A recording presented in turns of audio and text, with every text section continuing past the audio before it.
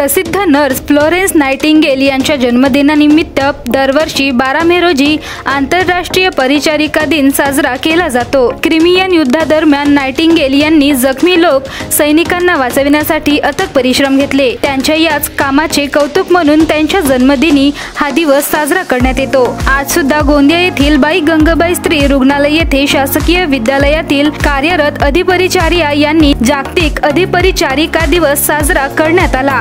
प्रसिद्ध nurse Florence Nightingale यांच्या प्रतिमेसमोर मोमबत्ती लावून अभिवादन करण्यात आले। विविध सांस्कृतिक कार्यक्रमाचे आयोजन या निमित्ताने करण्यात आले होते।